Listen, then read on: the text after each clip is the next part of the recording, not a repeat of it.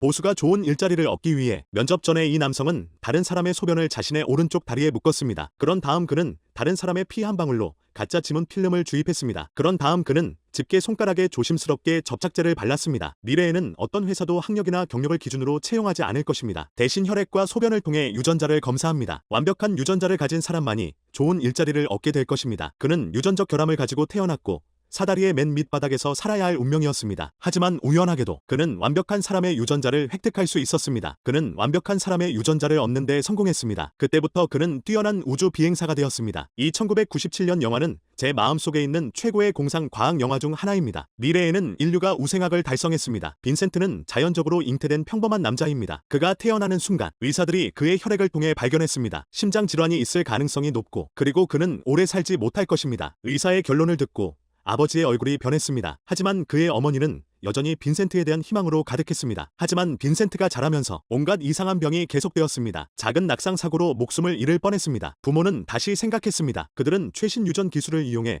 또 다른 아이를 갖기로 결정했습니다. 그들은 최고의 유전자를 선택했습니다. 심지어 아이의 성격과 외모까지 맞춤 제작했습니다. 당연히 좋은 유전자는 유리했습니다. 동생은 모든 면에서 빈센트를 뛰어넘었습니다. 부모의 사랑도 마찬가지였습니다. 빈스는 불행했지만 하지만 잔인한 현실을 바꿀 수는 없었습니다. 자신을 증명하기 위해 빈스는 형과 여러 번 수영 시합을 했습니다. 하지만 그는 결코 이기지 못했습니다. 빈스는 결코 극복할 수 없는 유전적 차이가 있었습니다. 사랑과 보살핌 없이는 빈스는 세상의 혐오감을 느꼈습니다. 그는 열심히 공부하기 시작했습니다. 우주 비행사가 되는 게 꿈이었죠. 현실에서 벗어나기 위해서였습니다. 아들의 엉뚱한 생각 앞에서 그의 어머니는 그에게 현실을 직시하라고 말했습니다. 그의 아버지는 잔인하게 말했습니다. 넌 유전적으로 하늘을 날 수 없다. 우주국은 완벽한 사람들이 일하는 곳이었다. 하지만 어린 빈센트는 말을 듣지 않았죠. 그리고 현실이 그를 강타했습니다. 이력서에 아무리 자랑을 늘어놓아도 말이죠. 면접에서 그는 소변 검사 컵을 건네받았습니다. 회사는 학력이나 경력이 아닌 유전자만 인정하는 것이었습니다. 구직은 계속되었습니다. 빈스는 유전적으로 차별받는 사회에 지쳐 있었습니다. 그는 마지막으로 동생에게 수영을 해달라고 부탁했습니다. 하지만 이번에는 결과가 달랐습니다. 형이 아무리 노력해도 빈스를 따라잡을 수 없었습니다. 결국 빈스의 체력이 바닥났죠. 형이 곧 바다 밑으로 가라앉을 것만 같았습니다. 빈스는 즉시 다시 돌아갔습니다. 이번에는 레이스에서 우승했습니다. 빈스는 자신이 생각만큼 약하지 않다는 것을 깨달았습니다. 충분히 열심히 노력하면 그는 자신의 유전자로부터 자유로워질 수 있었습니다. 이 순간부터 빈센트는 꿈을 쫓기로 결심했죠. 그는 가족 사진에서 자신의 머리를 찢었습니다. 그는 아무 말도 없이 집을 떠났습니다. 열심히 노력한 끝에 그는 마침내 꿈에 그리던 우주국에 입사했습니다. 비록 그는 좋은 청소부에 불과했지만 하지만 여기서 그는 꿈에 가까워졌습니다. 아무도 없을 때 그는 조용히 작업대에 앉아 그리고 자신이 우주 비행사가 되었다고 상상했습니다. 밤이 되어 집으로 돌아왔을 때 빈스는 우주 비행사 기준에 맞춰 운동을 했습니다. 지칠 때까지요. 하지만 그는 누구보다 잘 알고 있었습니다. 아무리 노력해도 유전자를 바꿀 수 없다는 거려. 진짜 우주 비행사가 되려면 좋은 유전자가 가장 중요한 기준이죠. 빈스는 고민 끝에 도박을 하기로 결심했습니다. 그는 신원을 전문적으로 파는 암시장을 찾았습니다. 이 세상에는 운이 나쁜 천재들은 항상 존재합니다. 그들은 자신의 유전적 정체성을 암시장에 가져가서 거래합니다. 제롬도 그중 하나였죠. 그는 수영을 잘했었죠. 그의 유전자는 최고 중에 최고였죠. 하지만 그는 대회에서 은메달을 땄을 뿐입니다. 그는 자신의 불완전함을 받아들이지 못하고 자살을 시도했습니다. 하지만 그 시도는 영구적인 장애를 남겼습니다. 그 대가로 빈스는 제라드의 생활비를 책임져야 했습니다. 모든 것이 합의되었습니다. 빈스는 외모를 바꾸기 시작했습니다. 먼저 콘택트 렌즈를 착용했습니다. 그런 다음 그는 치아를 곧게 펴고 그리고 그는 같은 이발을 해야 했습니다. 두 사람의 키 차이 때문에 빈스는 모든 고통을 무시했습니다. 그는 키를 키우기 위해 뼈를 깎는 수술을 받았습니다. 이 잔인한 남자의 강한 신념 앞에서 제롬은 매우 당황했습니다. 그는 빈스에게 왜 그렇게 자신감이 넘치죠?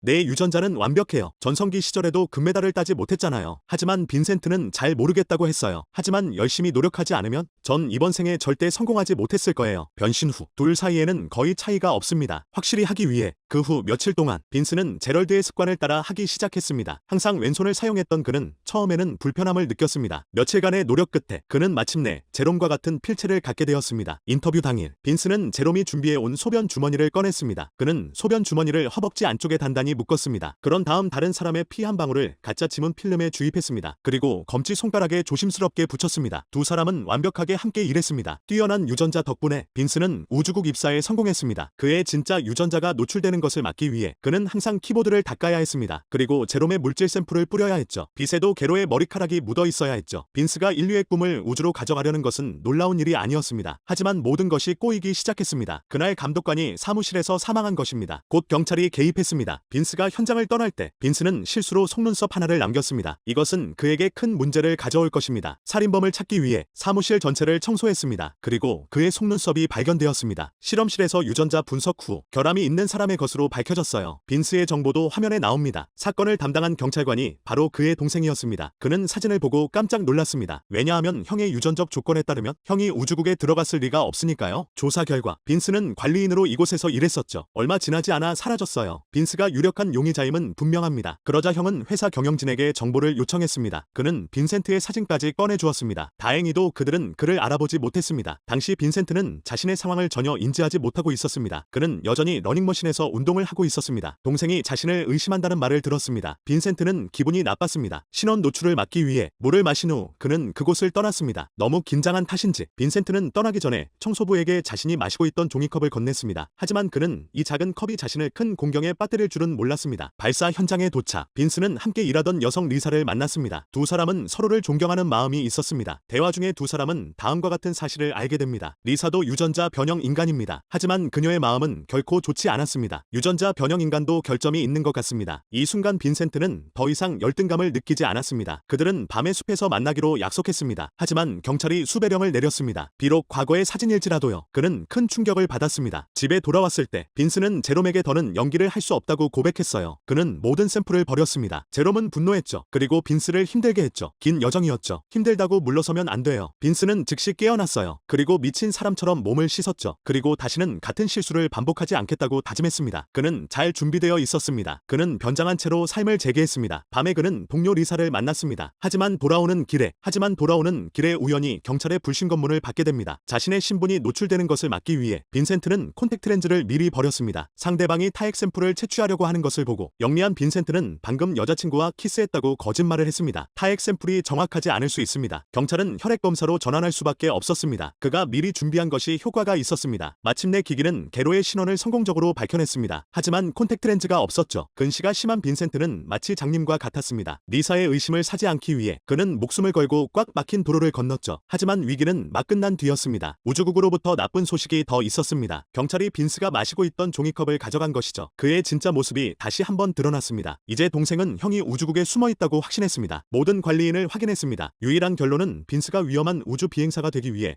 자신의 유전자를 훔쳤다는 것이었습니다. 그래서 형은 우주국에 찾아갔어요. 그는 모든 사람의 혈액에서 유전자 검사를 받도록 요구했습니다. 곧 빈스의 차례가 되었습니다. 그는 이에 대비했습니다. 의사가 피를 뽑기 시작했을 때 그는 이미 제럴드의 피를 손에 쥐고 있었습니다. 피를 뽑으려는 순간이었습니다. 빈스가 갑자기 비명을 지르며 일어났어요. 의사에게 실수를 했다고 소리쳤어요. 그리고 피를 바꿨어요. 경찰의 눈에 빈스는 다시 도망쳤습니다. 모든 사람을 확인한 후 경찰은 아무것도 찾지 못했습니다. 그들은 다른 검사를 제안했습니다. 하지만 국장은 강력히 반대했습니다. 우주선 발사 기간이 이틀 남았으니까요. 이런 기회는 70년에 한 번뿐입니다. 감독의 태도는 즉시 경찰의 의심을 불러일으켰습니다. 그 순간 빈스는 경계를 늦추고 리사와 데이트를 하고 있었습니다. 둘은 댄스 파티를 즐기고 있었습니다. 그들은 또다시 경찰의 습격을 받았습니다. 빈스는 좋은 기회를 포착했습니다. 즉시 여자친구를 데리고 뒷문으로 탈출했습니다. 하지만 안타깝게도 그곳은 이미 경비가 서 있었습니다. 이 순간 빈센트는 더 이상 내면의 분노를 억누를 수 없었습니다. 그는 문 앞에 서 있는 경찰관에게 주먹을 휘둘렀습니다. 그의 여자친구가 그를 말리려 해도 주먹은 멈추지 않았습니다. 그가 바닥에 쓰러져 죽을 때까지. 싸움이 끝난 후 그는 여자친구를 데리고 재빨리 도망쳤습니다. 그리고 어둠 속에 숨었습니다. 이 시점에서 여자친구는 이미 짐작했습니다. 빈스가 큰 비밀을 품고 있었다는 거려. 너무 늦게 도착한 빈스의 오빠는 좌절감과 무력감에 포효할 수밖에 없었습니다. 경찰서로 돌아왔습니다. 형은 빈센트와 제라드의 사진을 주의 깊게 비교했습니다. 뭔가 알아본 것 같았습니다. 그래서 다음날 그는 제롬을 조사하기 시작했습니다. 다행히 리사가 주소를 알아냈습니다. 리사는 즉시 빈센트를 집으로 보내 아픈 척했습니다. 그리고 동생이 도착했을 때 리사는 빈센트가 오늘 아파서 집에 왔다고 거짓말을 했습니다. 진실을 알아내기 위해 오빠는 리사에게 빈센트를 데려다 달라고 부탁했습니다. 하지만 이를 시간이 없었습니다. 빈스는 제롬에게 전화를 걸어 오늘은 자기 자신이라고 말해야 했습니다. 그 순간 제롬은 1층에 있었습니다. 그는 큰 걸음을 내디뎠습니다. 그는 이제 1층에 도착하기 위해 허둥대고 있습니다. 팔을 이용해 계단을 오르고 있습니다. 그는 손으로 엉덩이를 벤치에 올려놓습니다. 그런 다음 의식이 없는 다리를 자세를 취합니다. 그리고는 옷을 다시 입습니다. 그는 손수건을 꺼내 이마에 흐르는 땀을 닦았습니다. 이 모든 일이 있은 후 경찰이 들어왔습니다. 그의 진짜 신분을 숨기기 위해 제롬은 리사에게 친근하게 인사했다. 그녀의 눈앞에 있는 모든 것을 바라보며 리사도 이해했습니다. 이것이 빈센트가 훔쳐온 신분이었습니다. 그녀는 즉시 쇼를 따라갔습니다. 하지만 경찰은 여전히 만족하지 않았습니다. 그들은 그 자리에서 혈액 검사를 하길 원했습니다. 결과는 의심의 여지가 없었습니다. 우리 앞에 있는 남자는 훌륭한 우주 비행사였습니다. 형제는 여전히 결과에 만족하지 못했습니다. 그는 단서를 찾기 위해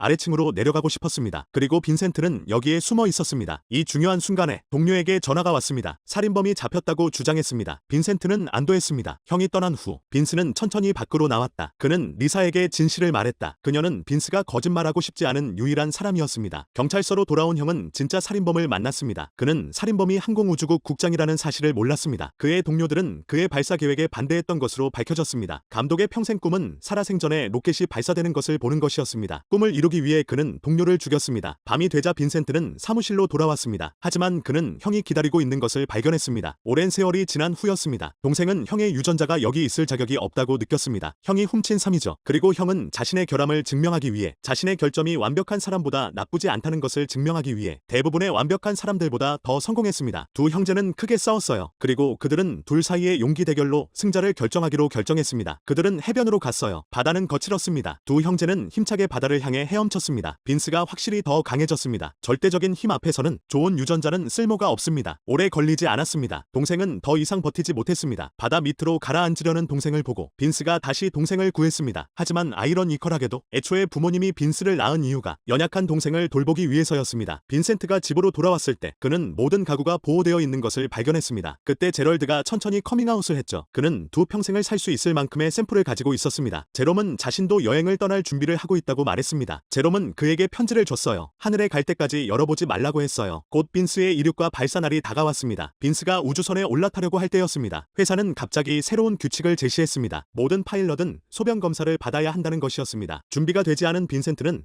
더 이상 가식적인 척하고 싶지 않았습니다. 그는 과감히 의사에게 자신의 소변컵을 건넸습니다. 당연히 그의 진짜 정체가 화면에 나타났습니다. 의사는 놀라지 않았습니다. 그런 다음 그는 검사 결과를 변경했습니다. 그는 빈센트의 변장에 대해 알고 있었다는 것이 밝혀졌습니다. 그러나 그는 그에게 말하지 않았습니다. 그는 자신의 꿈을 위해 열심히 일하는 남자를 보았기 때문입니다. 마침내 빈센트는 소원을 이루고 로켓에 탑승했습니다. 집에서 게로는 부끄러워하던 은메달을 들고 소각로에 올라갔습니다. 떠나야만. 명예를 회복한 그를 지켜줄 수 있는 사람은 오직 그뿐이었기 때문입니다. 우주선에 불이 붙는 순간 제롬은 소각로 버튼을 눌렀습니다. 그의 시신은 서서히 사라졌습니다. 그리고 그의 가슴에 달린 은메달은 불빛에 비춰 황금빛으로 빛났습니다. 그 순간 제롬은 자신만의 금메달을 땄을지도 몰라요. 먼 비행선에서 빈스는 약속대로 봉투를 열었습니다. 그 안에는 게로의 머리카락 한 가닥이 들어 있었습니다.